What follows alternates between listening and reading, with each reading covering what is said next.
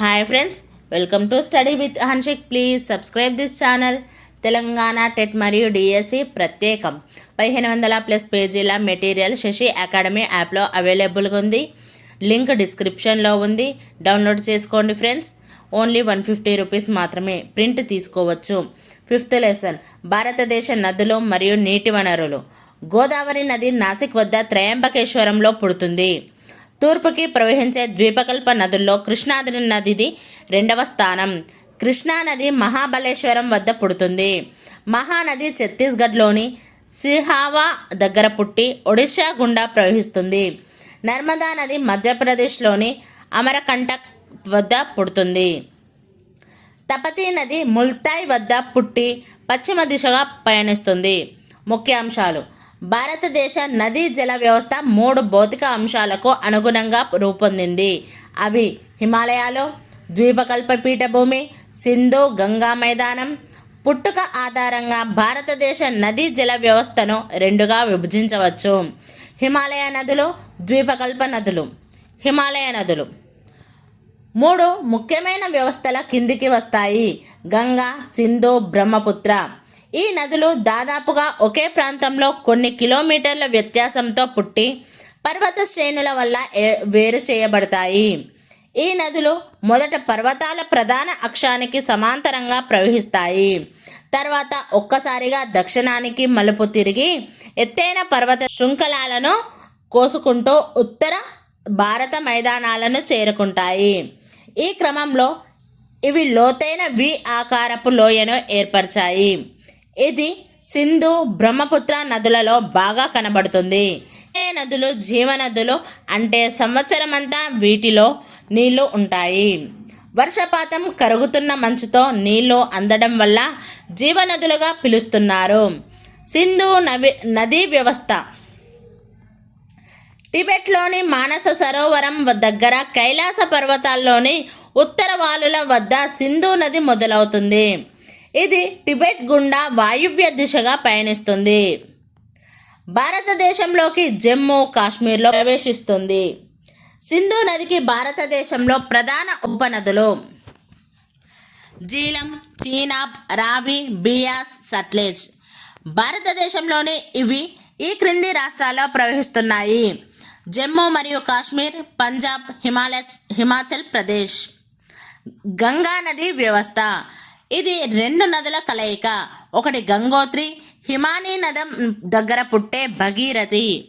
2వ నది బదరీనాథ్కి వాయువ్య దిశలో సతోపంత్ దగ్గర పుట్టే అలకనంద. ఈ 2 దేవప్రయాగ వద్ద కలిసి గంగా నదిగా మారుతుంది. ఇది హరిద్వార్ వద్ద పర్వతాలను వదిలి మైదానాలలోకి ప్రవేశిస్తుంది. గంగా నదిలో అనేక ఉపనదులు వచ్చి చేరుతాయి. వీటిల్లో అనేకం హిమాలయ పర్వతాల్లో పుడతాయి. కొన్ని ద్వీపకల్ప పీఠభూమిలో పుట్టేవి కూడా ఉన్నాయి. బ్రహ్మపుత్ర నదీ వ్యవస్థ. బ్రహ్మపుత్ర అంటే టిబెట్లోని దీనిని సాంగ్పో అంటారు. మానస సరోవరం దగ్గర కైలాస పర్వతాల్లోని చెమయుంగ్డంగ్ హిమానీ నదం నుండి పుడుతుంది. దక్షిణ టిబెట్ గుండా ఇది తూర్పుకి ప్రవహిస్తుంది. టోట్సెసాంగ్ దగ్గర జల ప్రయాణానికి అనువుగా ఉండే వెడల్పైన నదిగా మారి 640 కిలోమీటర్లు ప్రవహిస్తుంది. ఆ తర్వాత అనేక జలపాతాల ద్వారా అది పాయలుగా మారుతుంది. భారతదేశంలోని అరుణాచల్ ప్రదేశ్లో నైరుతి దిశగా పెద్ద మలుపు తిరుగుతుంది. ఇక్కడ దీనిని సియాంగ్ అని, దిహాంగ్ అని అంటారు. అస్సాం లోయలోకి వచ్చినప్పుడు దిబంగ్, లోహిత్ అనే 2 ఉపనదులు దీంట్లో కలుస్తాయి. ఇక్కడి నుండి దీనిని బ్రహ్మపుత్రగా పిలుస్తారు. చూడండి ఫ్రెండ్స్, గంగా బ్రహ్మపుత్రల సంగమం పటం. ద్వీపకల్ప నదులు.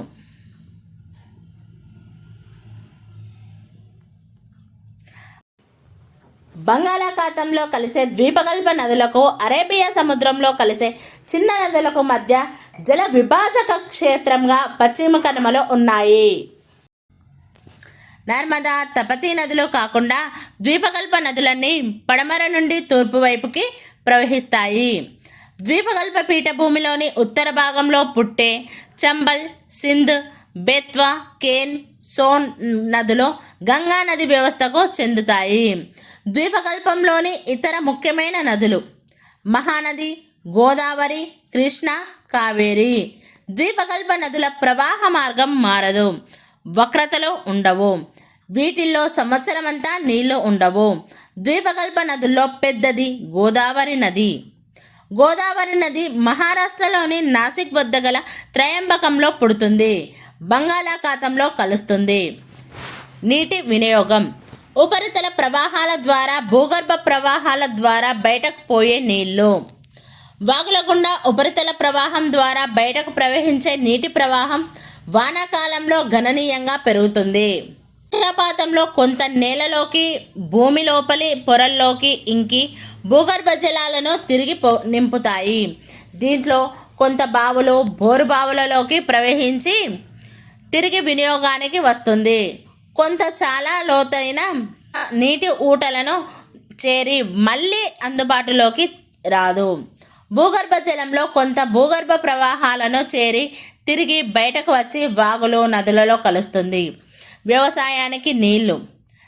పంటల వేల్లో ఉండే ప్రాంతంలోకి నీళ్లు వర్షపాతం ద్వారా కానీ, సాగునీటి ద్వారా కానీ చేరుతుంది. నేలకి తేమని నిల్వ చేసుకునే సామర్థ్యం ఉంటుంది. వరద వంటి పరిస్థితుల్లో ఎక్కువ నీళ్లు ఉండి అది నేల లోపలి పొరల్లోకి ఇంకకపోతే మొక్కల వేళ్ళు దెబ్బతింటాయి. కరువు పరిస్థితుల్లో వేళ్ల ప్రాంతంలో తగినంత తేమ లేకపోతే పంటలు వడలిపోతాయి. గృహ అవసరాలకు, పశువులకు నీటి వినియోగం. అందరికీ ఈ అవసరాల కోసం తగిన నీరు అందేలా చూడటానికి ప్రణాళికలు తయారు చేయాలి. పారిశ్రామిక అవసరాలకు నీటి వినియోగం. ఉత్పత్తి ప్రక్రియలకు కూడా నీళ్లు అవసరమవుతాయి. పారిశ్రామిక అవసరాల కోసం నీటి వినియోగంలో కాలుష్య నివారణ, నీటిని తిరిగి వినియోగించుకోవడం ముఖ్యమైన సవాళ్ళు. ఒక ప్రాంతంలో లేదా ఒక గ్రామంలో అందుబాటులో ఉండే నీళ్లు లోపలికి ప్రవహించే నీటి మీదే కాకుండా మనం వాడుకుంటున్న నిల్వల మీద కూడా ఆధారపడి ఉంటుంది. ఉదాహరణకు, ఒక నిర్దిష్ట సమయంలో ఒక ట్యాంకులో ఎన్ని నీళ్లు ఉన్నాయో లెక్క కడితే అది ఆ సమయంలో ఉన్న నీటి నిల్వ. ఉపరితల నిల్వలు అంటే చెరువులు, కుంటలు, మడుగులు. అంతర్భూ జల నిల్వలు అంటే బావులు, బోరు బావులు. అంతర్గతంగా ప్రవహించే నీటికి నిల్వలకి మధ్య సంబంధం ఉంది. తుంగభద్ర నది ప్రాంతం, నీటి వినియోగం మరియు వివాదాలు. చూడండి ఫ్రెండ్స్,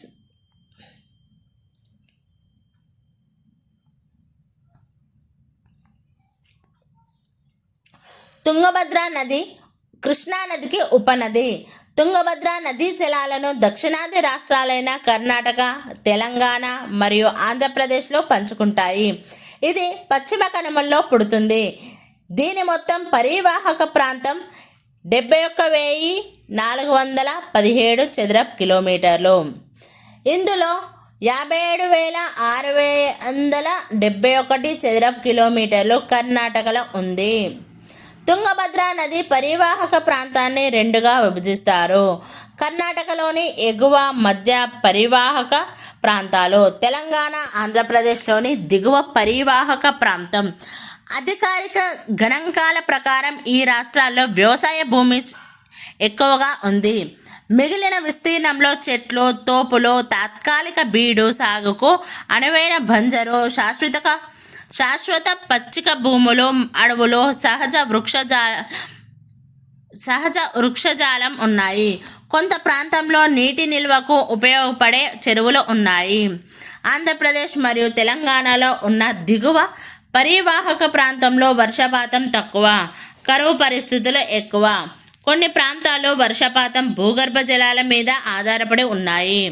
మిగిలిన ప్రాంతాలు తుంగభద్ర ఆనకట్ట కింద నిర్మించిన కాలువల ద్వారా వచ్చే ఉపరితల నీటిపై ఆధారపడి ఉన్నాయి. ఈ రెండు రకాల ప్రాంతాల్లో నీటి లభ్యతలో చాలా తేడా ఉంది. ప్రభుత్వ భూములను సాగు కోసం అధికంగా ఆక్రమించుకోవడం ఫలితంగా అటవీ విస్తీర్ణం తగ్గి సాగు భూమి పెరుగుతోంది.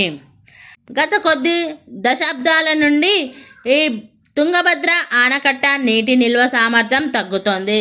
50 సంవత్సరాల క్రితం ఆనకట్ట సామర్థ్యం 376.6 కోట్ల ఘనపు మీటర్లు లేదా 3766 మిలియన్ ఘనపు మీటర్లు కాగా, గనుల తవ్వకం, దుమ్ము, నేలకోత, వ్యర్థ పదార్థాల వంటి వాటి వల్ల రిజర్వాయరు మీటవేసి నీటి నిల్వ సామర్థ్యం 84.9 కోట్ల ఘనపు మీటర్ల మేర లేదా 849 మిలియన్ ఘనపు మీటర్ల మేర తగ్గిపోయింది.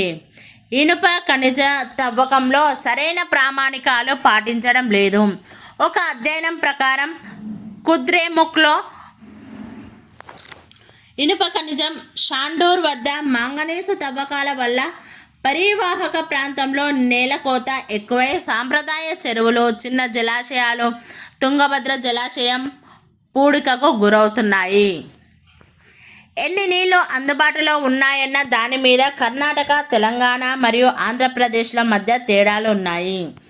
నీళ్లు ప్రవహించే వనరు ఎగువన నిల్వ చేసినప్పుడు లేదా ఉపయోగించబడుతున్నప్పుడు అది దిగువన ఉన్న వాళ్ళకి అందే నీటిని ప్రభావితం చేస్తుంది.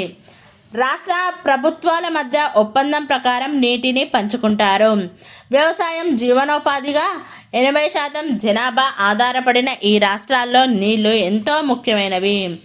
సాగునీటిని కాలువల ద్వారా అందజేస్తారు. వర్షాధార ప్రాంతంలో భూగర్భ జలాలను బోరుబావుల ద్వారా వెలికితీస్తారు.